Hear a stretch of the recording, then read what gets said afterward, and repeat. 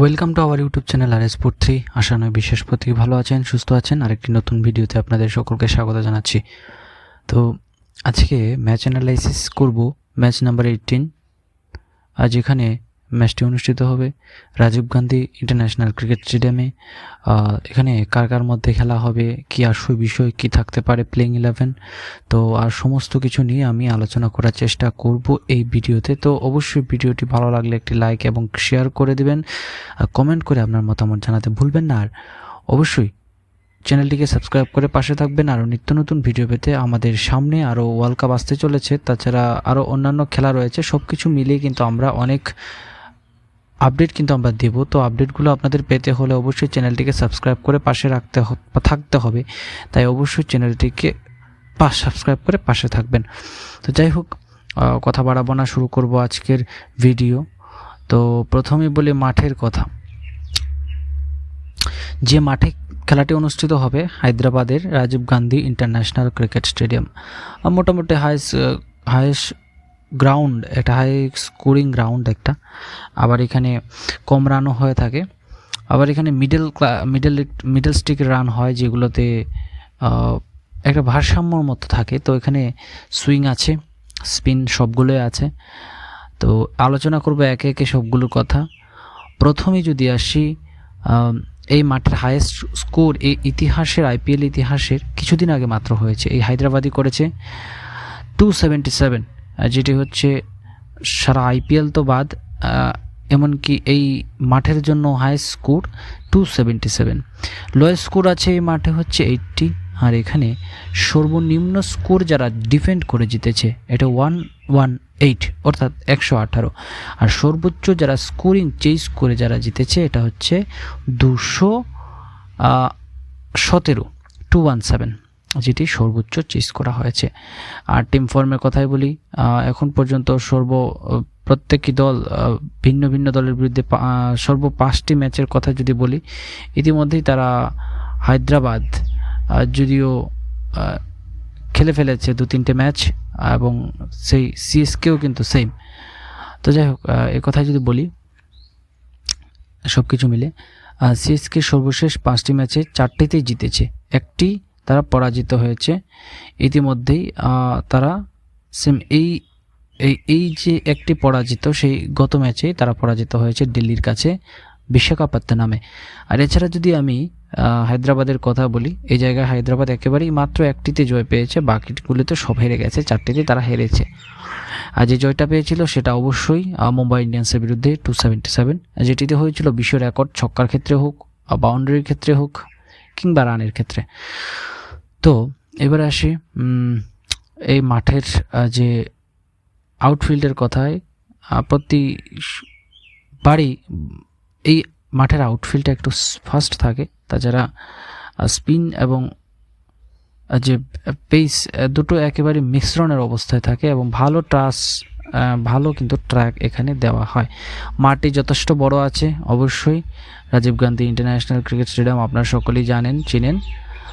যাই হোক, এবারে যদি বলি হেড টু হেডের কথায়, সর্বশেষ তারা হেড টু হেড যদি 10টির কথা বলি, যেখানে হায়দ্রাবাদ জিতেছে মাত্র 3টি, এবং CSK অর্থাৎ চেন্নাই সুপার কিংস যেখানে জিতেছে 60টি। এখানে অনেক কিন্তু এগিয়ে আছে চেন্নাই সুপার কিংস। তবে চেন্নাই সুপার কিংসের এবারে ক্যাপ্টেন আপনারা জানেন, অধিনায়ক কিন্তু সেই ঋতুরাজ গায়কোয়াড়। তাই এখন এই ধোনির অবর্তমানে এই ধোনির এই পরিবর্তনে তিনি কতটা খেলতে পারেন সেটাই হচ্ছে দেখার বিষয়। আমরা যদি এমনিতে ভালো পারফর্ম করছে, কিন্তু হায়দ্রাবাদের একটা ভারসাম্যহীন পারফরমেন্স আমরা দেখতে পাচ্ছি। একদিকে যদি ব্যাটিং হয়ে যাচ্ছে তো বোলিং কমে যাচ্ছে, বোলিং যত হয়ে যাচ্ছে তখন ব্যাটিং কমে যাচ্ছে। আমরা এটা একেবারেই ভারসাম্যহীন দেখতে পাচ্ছি। তাদের একেবারেই যেন তারা মেলাতে পারছে না, এরকম অবস্থা। আর যদি পুরো ম্যাচের কথা বলি, পুরো হেড টু হেডের কথা, যেখানে তারা খেলেছে মোট 19টি একে অপরের বিরুদ্ধে, যেখানে 14টি জিতেছে চেন্নাই সুপার কিংস, এবং যেখানে মাত্র 5টি জিতেছে তারা কি বলে এটাকে, সানরাইজার্স হায়দ্রাবাদ। হ্যাঁ, তো এই হচ্ছে মোটামুটি খবর। এছাড়া যদি এবারে প্লেইং 11-এর কথায় আসি, প্লেইং 11-এর কথা আসার আগে আমি যদি একটু আলোচনা করি যে কে সর্বশেষ টিম ফর্মের কথা, কে কীরকম মোটামুটি লাইনে কতটুকু ফর্মে আছেন, সর্বশেষ ম্যাচগুলোতে কীরকম পারফর্ম করেছেন সেটা যদি বলি, কয়েকটা যদি আমরা আলোচনা করি, বেশি আমরা আলোচনা করব না, যতটুকু সম্ভব হয়, কারণ সবগুলো ক্রিকেটের তুলে ধরাটা সম্ভব নয়। তো প্রথমে যদি আমরা বলি যে মার্কো জনসনের কথা, তিনি দুটো ম্যাচে খেলেননি, প্রথম ম্যাচেই তিনি খেলেছিলেন, যিনি কলকাতা নাইট রাইডার্সের বিরুদ্ধে তিনি কোনো রান পাননি এই আইপিএলে এখন পর্যন্ত, দুঃখিত, কোনো উইকেট তিনি পাননি। এছাড়া যদি বলি মুস্তাফিজুর রহমানের কথা, এখানে তিনি 3টে ম্যাচই খেলেছেন চেন্নাই সুপার কিংসের হয়ে। এখানে দিল্লি ক্যাপিটালসের বিরুদ্ধে 1টি উইকেট পেয়েছিলেন তিনি, যেখানে 47টি রান তিনি দিয়েছিলেন, এবং 2টি পেয়েছিলেন গুজরাটের বিরুদ্ধে 30 রান দিয়ে, এবং 4টি পেয়েছিলেন 29 রান দিয়ে, যেটি হয়েছিল প্রথম ম্যাচে, এটা হচ্ছে আরসিবির বিরুদ্ধে এমএ চিদম্বরম ক্রিকেট স্টেডিয়ামে। এছাড়া যদি আমরা আলোচনা করি হেনরি ক্লাসেনের কথা, হায়দ্রাবাদের উইকেট কিপার ব্যাটসম্যান, তো তিনি সর্বশেষ ম্যাচে গুজরাটের বিরুদ্ধে তিনি সেরকম সুবিধা করতে পারেননি, 24 রান করেছিলেন 13 বলে। আর পরবর্তী যদি বলি, তিনি আর এর আগের ম্যাচে এমআইয়ের যে ম্যাচটা ছিল এটাতে একেবারে ফাটিয়ে দিয়েছিলেন, একেবারে তিনি 80টি রান করেছিলেন, কেবলমাত্র তিনি 34টি বল খেলেছিলেন। এর আগের ম্যাচেও তিনি দুর্দান্ত খেলেছিলেন কেকেআরের বিরুদ্ধে, 63 from 29 কেকেআরের বিরুদ্ধে। অর্থাৎ হেনরি ক্লাসেন কিন্তু এই আইপিএলে ফর্মে আছেন, সর্বশেষ ম্যাচেও স্টার্ট পেয়েছিলেন, 24 করেছিলেন 13 বলে। আর যেখানে আর সবচেয়ে বড় কথা হচ্ছে এই রাজীব গান্ধী ইন্টারন্যাশনাল ক্রিকেট স্টেডিয়ামে কিন্তু হেনরি ক্লাসেনের রেকর্ড অত্যন্ত ভালো, তো খুবই প্রিয় গ্রাউন্ড। আপনারা যদি টিম যারা বানিয়ে থাকে ড্রিম 11 কিংবা মাই 11-এ, আপনারা চাইলে সি কিংবা বিসি আপনারা করতে পারেন। আমি কিন্তু বলেছিলাম মুম্বাই ইন্ডিয়ান্সের যে এগেনস্টে যখন আমি অ্যানালাইসিস করেছিলাম, তখন কিন্তু বলেছিলাম যে সি কিংবা বিসি করতে পারেন। ঠিক কি হেনরি ক্লাসেন কিন্তু ওদিন 34 বলে 80টি রান করে দিয়েছিল। যাই হোক, পরের কথায় যদি বলি পাতিরানার কথা, সর্বশেষ ম্যাচে যিনি খেলেছেন, এখানে 3টি উইকেট পেয়েছিলেন দিল্লি ক্যাপিটালসের বিরুদ্ধে 21 রান দিয়ে, এবং গুজরাটের বিরুদ্ধে তিনি পেয়েছিলেন 1টি উইকেট। আর এটি হচ্ছে তার সর্বশেষ আইপিএল 2টি ম্যাচই খেলেছেন। এর আগে যদি বলি অন্য টিমের সঙ্গে খেলেছেন, আমি এইবারের আইপিএলের কথা বলছি, তিনি 2টি ম্যাচ খেলেছেন। অভিষেক শর্মার কথা যদি আসি ফ্রম হায়দ্রাবাদ, এখানে সে সর্বশেষ ম্যাচে তিনি 29টি রান করেছিলেন 20 বলে গুজরাটের বিরুদ্ধে, এবং এমআইয়ের বিরুদ্ধে অর্থাৎ মুম্বাই ইন্ডিয়ান্সের বিরুদ্ধে সকলেই যেন চমকে উঠেছিল। ওই দিনও তিনি দুর্দান্ত ইনিংস খেলেছিলেন, একেবারে কি বলা যায়, একেবারে 60 ঊর্ধ্ব রান তিনি খেলেছিলেন। এখানে 63 রান করেছিলেন একেবারে 23 বলে। আর এখানে সর্বশেষ যে কেকেআরের সঙ্গে ম্যাচ হয়েছিল প্রথম ম্যাচে, যেখানে 33 from 19 অর্থাৎ 19 বলে 33টি রান করেছিলেন। এছাড়া যদি ট্র্যাভিস হেডের কথা বলি, তিনি 2টি ম্যাচ খেলেছেন, সর্বশেষ ম্যাচে 19, এবং এমআইয়ের বিরুদ্ধে অবশ্যই একেবারে একটা ঝকঝকে ইনিংস 62টি রান খেলেছিলেন। এবং যে এটি হচ্ছে তিনি 2টি ম্যাচ নিয়ে খেলেছেন। আর এছাড়া যদি ড্যারেল মিচেলের কথা বলি ফ্রম চেন্নাই, তিনি বোলিং সেরকম করতে দেখা যায়নি। এবং এটা যদি ব্যাটসম্যানের কথা বলি, তিনি সর্বশেষ ম্যাচে ডিসির সঙ্গে তিনি 34 করেছিলেন, এবং জিটির বিরুদ্ধে 24 রান করেছিলেন, এবং আরসিবির বিরুদ্ধে 22 রানস করেছিলেন। অর্থাৎ তেমন ভালো নয়, আবার তেমন খারাপ নয়, তবে মিডল স্টিক রান পাচ্ছেন, এবং তিনি ভালো ব্যাটিং করছেন বলা যায়, কারণ টি-20-র জন্য 20 ঊর্ধ্ব রান মানে প্রায় অনেক মোটামুটি রান হয়ে যায়, তো ঠিক করে খেলতে পারলে। তো উমরান মালিকের কথা বলি, এখন পর্যন্ত 1টি ম্যাচই তিনি খেলেছেন, যেখানে ও কোনো উইকেট পাননি, সেটি মুম্বাই ইন্ডিয়ান্সের বিরুদ্ধে। এছাড়া যদি বলি প্যাট কামিন্সের কথা, অধিনায়ক সানরাইজার্স হায়দ্রাবাদের, তিনি সেরকম সুবিধা করতে পারেননি এখন পর্যন্ত।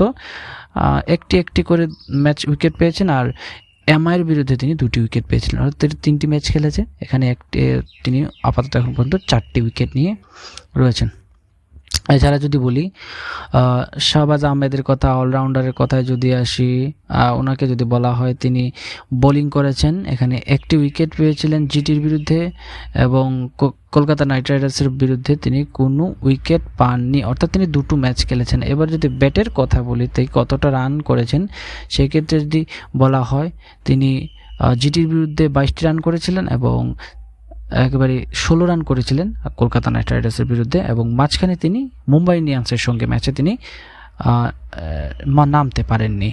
তো এছাড়া যদি বলা হয় শিমর রিজভির কথা, এই দুর্দান্ত তরুণ ক্রিকেটার, ডানহাতি সুরেশ রায়না বলা হয়ে থাকে চেন্নাই সুপার কিংসের ক্রিকেটারকে, তার কথা যদি বলা হয় তিনি ইতিমধ্যে 3টি ম্যাচ খেলেছেন জিটির সঙ্গে। তিনি 6 বলে একটি দুর্দান্ত 14 রানের একটা ঝকঝকে ইনিংস খেলেছিলেন এবং তিনি এছাড়া যদি বলা হয় আইপিএলে তিনি সেরকম সুযোগ পাননি, একটি ম্যাচে তিনি ব্যাটিং করেছেন। এছাড়া তিনি যদি সর্বশেষের কথায় যদি তিনি ঘরোয়া লিগের কথা বলি, তিনি এটা দুর্দান্ত খেলেছেন, যেখানে তিনি 42 রান এবং 39, অর্থাৎ ভালো রান পাচ্ছেন তিনি। শিবম দুবের কথা যদি বলি, অবশ্যই জানেন দুর্দান্ত খেলেছেন, এখানে ডিসির সঙ্গে একেবারেই ফাটিয়ে দিয়েছিলেন, 51 করেছিলেন। এছাড়া যদি বলা হয় তিনি কিন্তু স্পিনটা বিশেষ করে দুর্দান্ত খেলে থাকেন, তো স্পিনের জন্য তাকে একেবারে বলা হয় যে কোথাও যেন একেবারেই তার যে ভিত্তি, তার যে খেলার যে আলাদা একটা সিস্টেমটা আছে একেবারে স্পিনের বিরুদ্ধে তার একটা দারুণ রয়েছে, এবং তিনি বিশেষ করে বাঁহাতি এই ক্রিকেটারটা তিনি লেগ স্পিনারের জন্য খুব ইম্পর্ট্যান্ট হয়ে থাকেন, বিশেষ করে যাদের লেগ স্পিন করে থাকেন তাদের জন্য অত্যন্ত অশুভ, তিনি দুর্দান্ত খেলে থাকেন। তিনি সর্বশেষ ম্যাচে তিনি 2টি ম্যাচ যেখানে খেলেছেন, একটিতে 34 রান করেছিলেন আরসিবির বিরুদ্ধে, যেখানে জিটির বিরুদ্ধে তিনি 51 রান করেছিলেন, এবং এছাড়া যদি বলা হয় যে তিনি দিল্লির বিরুদ্ধে তিনি কিন্তু ব্যাটিং করতে পারেননি। যাই হোক, এই হচ্ছে কথা। এছাড়া যদি আমরা মোটামুটি তুলে ধরার চেষ্টা করলাম যতটুকু পারা যায়। এছাড়া অনেকেই রয়েছেন, ঋতুরাজ গায়কোয়াড়, রচিন রবীন্দ্র কিন্তু রান পেয়েছেন। এছাড়া যদি বলি ঋতুরাজ গায়কোয়াড়, তিনিও রান পেয়েছেন একটি ম্যাচে, সেমন সেরকম রান পাননি। অজিঙ্ক্য রাহানে সর্বশেষ ম্যাচে 30 ঊর্ধ্ব রান করেছেন, কিছু রান পেয়েছেন। এছাড়া যদি আইডেন মার্ক্রামের কথা বলেছি, তিনি দুর্দান্ত ফর্মে রয়েছেন, উনিও রান পাচ্ছেন, 40 ঊর্ধ্ব রানও করেছিলেন তিনি এমআইয়ের বিরুদ্ধে, এবং শেষ ম্যাচে তিনি 20 রান এর কাছাকাছি করেছিলেন। এছাড়া যদি বলা হয় ট্রেভিস হেড থেকে শুরু করে আমরা আলোচনা করেছি। এছাড়া যদি আমরা বলি রবীন্দ্র জাডেজার কথা, দারুণ ফর্মে আছেন, সকলেই ফর্মে আছেন। তো যাই হোক, আমরা মোটামুটি সকলকেই তুলে ধরার মোটামুটি চেষ্টা করলাম, বাইরে যারা আছে মঈন আলী থেকে শুরু করে বেঞ্চে যারা আছেন। তো এই হচ্ছে মোটামুটি একটা খবর। তো এবারে যদি বলি বোলিংয়ের ক্ষেত্রে, যদি আমরা বলি দুর্দান্ত ফর্মে রয়েছেন জয়দেব উনাদকাট, ভালো উইকেট পাচ্ছেন, প্রায় প্রত্যেক ম্যাচে উইকেট পাচ্ছেন। এক্ষেত্রে যে মাথিসা পাতিরানার কথা তুলে ধরেছি, মুস্তাফিজুর রহমানের কথা তুলে ধরেছি। তবে মুস্তাফিজুর রহমান আজকে খেলবেন কিনা এটা একটা দুর্ভাগ্যজনক, কারণ ওনাকে চলে যেতে হচ্ছে দেশে, তো উনি হয়তো আজকের ম্যাচে তাকে পাওয়া যাবে না। তার বিরুদ্ধে মহেশ তিক্সানা কিংবা অন্যান্য ক্রিকেটারকে খেলানো হতে পারে। যাই হোক, আমরা কথা বাড়াবো না, এবার যাব প্লেইং 11-এর দিকে কীরকম হতে পারে। পরিবর্তনের কথায় আসি, হায়দ্রাবাদ হয়তো তারা একই রাখতে চাইবে যেহেতু সকলে ফর্মে আছেন। তবে আমি মনে করি এই জায়গাটা যে তারা 4টা ওভারসিজ খেলাচ্ছে, ট্রেভিস হেড, আইডেন মার্ক্রাম এবং হেনরি ক্লাসেন এবং প্যাট কামিন্স। এখানে সবথেকে বড় ভুলটা হচ্ছে হায়দ্রাবাদের, যে অ্যানালাইসিসটা আমি করব, ভুলটা হচ্ছে এখানে ট্রেভিস হেড যখন রান করতে পারছেন না কিংবা গত ম্যাচে যেরকম বেশি করতে পারেননি, তাহলে ডাউন হয়ে যাচ্ছে। এই জায়গাটা যদি মার্কো জনসন খেলতেন, হয়তো অভিষেক শর্মা আর ত্রিপাঠী কিংবা মায়াঙ্ক আগরওয়ালের মধ্যে ওপেনিংটা হলে তখন কি হতো, এই জায়গায় মার্কো জনসন একটা আলাদা অপশন পেয়ে যেতেন বোলিংয়ে, সুইমিং অলরাউন্ডার হিসেবে একটা অপশন পেয়ে যেতেন, কিন্তু এটা তারা পাননি। এই জায়গায় ট্রেভিস হেড কিন্তু অর্থোডক্স, ওই জায়গাটাতে একটা ঘাটতি পড়ে যাচ্ছে হায়দ্রাবাদের জন্য। আর যদি পরিবর্তন আসে অবশ্যই এডেন মার্ক্রামকে আপনি বাদ দিতে পারবেন না, কারণ Aiden Markram as a cricketer ভালো, প্লাস তিনি অলরাউন্ডার তো, যেমন পাশাপাশি তিনি ট্রেভিস হেডও সেম, কিন্তু পাশাপাশি Aiden Markram middle order batting করে থাকেন, যেটা ট্রেভিস হেডের কাছে এক্সপেক্ট করা যায় না। সো পরিবর্তন হয়তো আসবে না, তবে যদি আসতে পারে তাহলে এই ট্রেভিস হেড এর মধ্যেই পরিবর্তন হয়ে আমরা আবার মার্কো জনসনকে ইনক্লুড হতে দেখতে পারি, তবে সেটা খুবই আশা কম, হয়তো আরও এক দুটো দেখা যেতে পারে ট্রেভিস হেডকে আর একটা দুটো ম্যাচ খেলতে। এছাড়া প্যাট কামিন্স তাদের সতীর্থ, তো উনি ভালো করে জানেন প্যাট কামিন্স ট্রেভিস হেডের বিরুদ্ধে, যেহেতু ইম্প্যাক্ট হিসেবে টি নটরাজন কিংবা উমরানকে তারা পাচ্ছে, তো এই ক্ষেত্রে ট্রেভিস হেডকে হয়তো আবার খেলাতে পারে। তাহলে আমরা প্লেইং 11টা দেখে নিই। ট্রেভিস হেড একেবারেই Mayank Agarwal, Abhishek Sharma, Heinrich Klaasen, Aiden Markram, Shahbaz Ahmed, Abdul Samad, Bhuvneshwar Kumar, Jaydev Unadkat, Pat Cummins এবং হয়তো টি নটরাজন, কিংবা এক্ষেত্রে আমরা টি নটরাজন পরিবর্তে উমরান মালিককে আমরা ইনক্লুড হিসেবে দেখতে পারি, তবে একেবারেই সেটা হবে কি না কতটা একেবারেই বলা যাচ্ছে না। তবে আমরা এই জায়গা থেকে বোলিং হিসেবে যেটা আমরা দেখছি, টি নটরাজনকে কিন্তু নেওয়ার সম্ভাবনা রয়েছে, অথবা ওয়াশিংটন সুন্দরকেও তারা খেলাতে পারে, তবে ওয়াশিংটন সুন্দর ধারাবাহিক পারফর্মার নন। তো এই ক্ষেত্রে যদি বলি আমরা ব্যাটসম্যান বোলার হিসেবে প্যাট কামিন্স, জয়দেব উনাদকাট, এক্ষেত্রে আমরা যদি বলি ভুবনেশ্বর কুমার, এই চারটা option Jaydev, Bhuvneshwar, Pat Cummins, এই তিনটা অপশন তারা পাচ্ছে। এছাড়া তাদের শাহবাজ আহমেদ পার্ট টাইম হিসেবে পাচ্ছে তারা, ঠিক আছে। এই জায়গায় বাইরে বসে আছে নীতিশ রেড্ডি থেকে শুরু করে, সেরকম কোনো সম্ভাবনা আমরা দেখতে পাচ্ছি না উপেন্দ্র যাদব কিংবা অন্যান্য ক্রিকেটারদের। তো এবারে যদি বলি চেন্নাই সুপার কিংসের কথা, অবশ্যই চেন্নাইয়ের কোনো পরিবর্তনের দরকার নেই। এছাড়া উইনিং কম্বিনেশন আছে, গত ম্যাচটাই শুধু হেরেছে আর শুরু, তবে পরিবর্তন করেও করতে পারে। তবে হ্যাঁ, মুস্তাফিজ যেহেতু নেই, ওনার পরিবর্তন একটা অবশ্যই আসতে পারে আবশ্যক, যেটা হয়তো মাহিস দীক্ষানা কিংবা মাহিস দীক্ষানাকে যেহেতু তারা খেলিয়েছে, তো তাদের লাইনে কিন্তু মিচেল স্যান্টনার রয়েছে, যিনি যে কোনো উইকেটে টার্ন পেয়ে থাকেন। So Mitchell Santner is the best হতে পারে তাদের জন্য। সো আমরা যদি প্লেইং 11টা একটু দেখে নিই, রচিন রবীন্দ্র, ঋতুরাজ গায়কোয়াড, অজিঙ্ক্য রাহানে, তারপরে শিবম দুবে তো ইম্প্যাক্ট হিসেবে আসছেন, তাই শিবম দুবেকে আমরা ধরলাম না। আবার এটাও হতে পারে শিবম দুবেকে তারা খেলিয়ে নিতে পারে আজকে। যাই হোক, রচিন রবীন্দ্র, ঋতুরাজ গায়কোয়াড, অজিঙ্ক্য রাহানে, ড্যারেল মিচেল, মহেন্দ্র সিং ধোনি, শেমর রিজবি, রবীন্দ্র জাডেজা, হয়তো আমরা মিচেল স্যান্টনার কিংবা মাহিস দীক্ষানা, মাতিসা পাথিরানা, তারপরে আমরা হয়তো দেখতে পাবো দীপক চাহার, এবং আরেকটা যে স্লট যেটা সবসময় আমরা দেখতে পাই তুষার দেশপান্ডে, তো উনিও হয়তো থাকবেন। তার পরিবর্তন হিসেবে অন্যকে চান্স দিতে পারেন। অনেক ক্রিকেটার ফাস্ট বোলার তরুণ রয়েছেন, যেহেতু 3টে ম্যাচ তাকে খেলানো হয়েছে, তো ভালো পারফর্ম করছেন, অবশ্যই তুষার দেশ, তাকে পরিবর্তনের কোনো সম্ভাবনা আমরা দেখতে পাচ্ছি না। তো আমরা আলোচনা করলাম হায়দ্রাবাদের কথায়, আলোচনা করলাম চেন্নাইয়ের কথায়, হায়দ্রাবাদের কথায় আমরা পরিবর্তনের কথা বলেছি।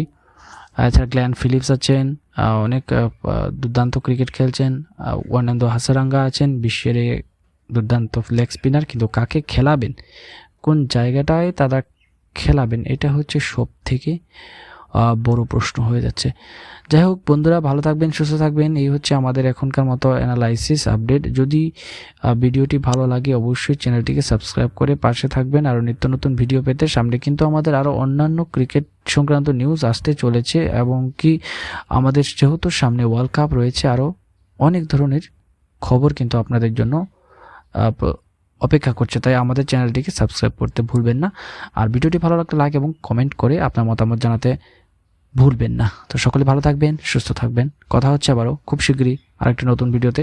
তো তার আগে বলে রাখি, আমরা প্রতিনিয়ত অন্য ভিডিও আপলোড করতে পারছি না কিছু যান্ত্রিক গোলযোগের কারণে, তার জন্য আমরা দুঃখিত। হয়তো খুব শীঘ্রই আমরা এটা ঠিক হয়ে যাবে, তাই আমাদের হয়তো আপনারা কখনো একটা ভিডিও পাচ্ছেন, কখনো দুটো হয়তো পাবেন, কখনো 3টেও পেতে পারেন, কিন্তু আমরা খুব শীঘ্রই আপনাদের সামনে আবার চলে আসব, একেবারে পরপর অনেকগুলো ভিডিও প্রতিদিন আসবে, সেটা খুব শীঘ্রই হবে। তো আমরা কিছু যন্ত্রগুলো যুগের কারণে আমরা সেটা করতে পারছি না, তার জন্য দুঃখিত। তো আমাদের চ্যানেলের সঙ্গে থাকবেন, নিরাশ হবেন না অবশ্যই। আপনাদের যেহেতু কথা দিয়েছি, আমরা অবশ্যই বিভিন্ন নিউজ সংক্রান্ত আমরা যখনই আমাদের সমস্যা কেটে যাবে, অবশ্যই আমাদের প্রত্যেক দিনের প্রতিনিয়ত প্রত্যেকটা নিউজ আমরা তুলে ধরবো। তো সেটা আমাদের কথা দিচ্ছি, তাই আপনারা চ্যানেলটিকে সাবস্ক্রাইব করে বিশ্বাস রাখতে পারেন। তো সকলে ভালো থাকবেন, সুস্থ থাকবেন।